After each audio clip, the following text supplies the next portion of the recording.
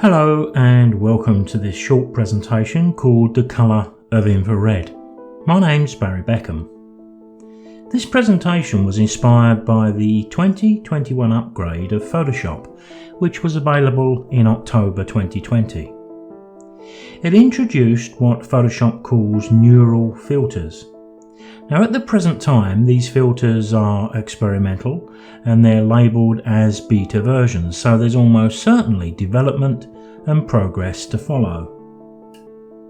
There's quite a number of these filters, but one of the new filters is called Colorize, and it uses artificial intelligence to determine the nature of the image and then add the colour. I'm only guessing here, but I think it would be great for old family black and white images, but my thoughts instantly turned to a creative use with my infrared photography. All of the colour images you're viewing here all started off life as black and white infrared images. Some I've left the black and whites in place, some I haven't. But we could also use standard black and white images too. To capture infrared images, a technician needs to remove the infrared filter which covers the sensor in the body of our camera and replace it with a normal light blocking filter, usually a deep red.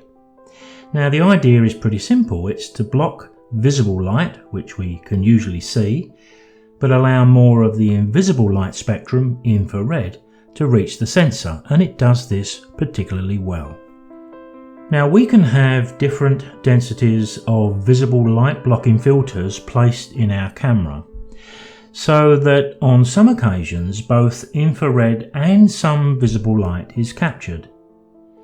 Now the appeal of these slightly weaker filters is that they allow the infrared look to be captured, but they also include some colour as well.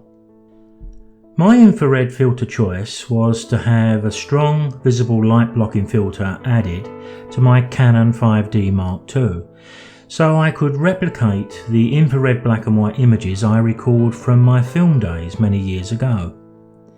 They're devoid of all colour, but they are a fascinating part of photography. I have an infrared section on my website that may be worth a look for more information.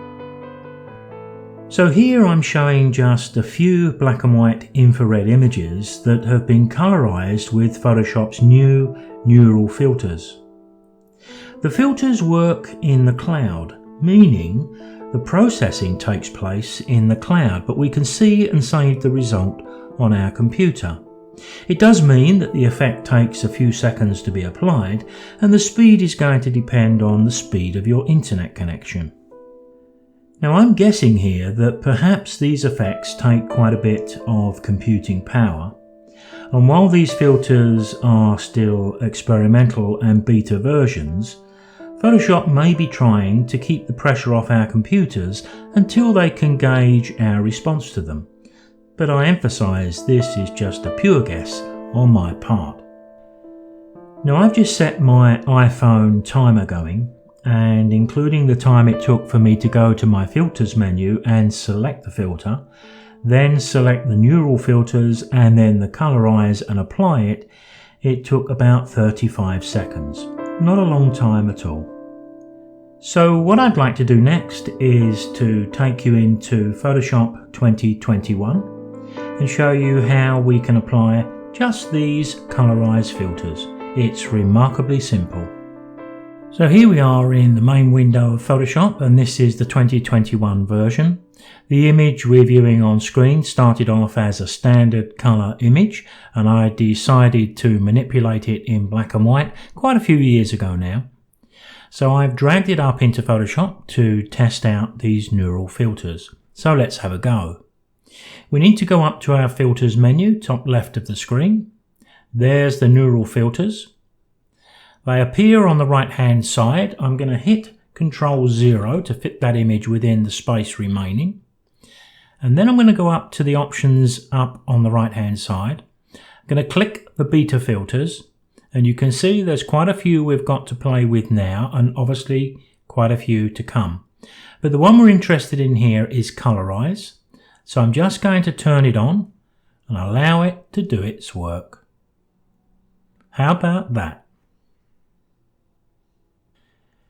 Now, as you can see, it didn't take too long, but none of the processing is being done on my computer. It's all being done in the cloud. You can see we've got 4 sliders at the moment, so I can have a little play around and maybe increase the reds a little bit. Just give it a few seconds to do its work. Let's drop the blues down. You can see a little blue wheel going around and round up in the top right corner every time I make a change here, as the image is processed. And I also have a scene color and a focus color here, so I can push this up, and I found that to be quite useful at times. Perhaps not so much here, but certainly in some of the infrareds it was quite good. And the other thing we can do is we can give or point Photoshop to give the sort of color we want. For example, if I wanted to add a different color into the hat, now I've not tried this, so let's hope it comes off. I'm going to go to the little color panel here, click it. Remember, I'm brand new to this, the same as you are. I'm going to select a green color. I'm not going to go too bright. Something quite pale up there, and click OK. But then I'm going to go onto my picture and click the hat. There you can see I've actually added some green into the hat. Not perfect, but pretty impressive nonetheless. Now, with the spinning round of the screen, you can see that I've opened my image up into Photoshop, and what you'll also notice is no permanent change has been made to my original image. All of the changes occupy a new layer, which give us the opportunity to apply a layer mask and to remove colours where we don't want them and make any changes we wish to make before we flatten the image together. If I turn that layer off, there's the original. And if we just look at what Photoshop's done, doesn't look very impressive when we look at it like that. But when we look at the two combined, I think it's a pretty clever result, which was done virtually instantly.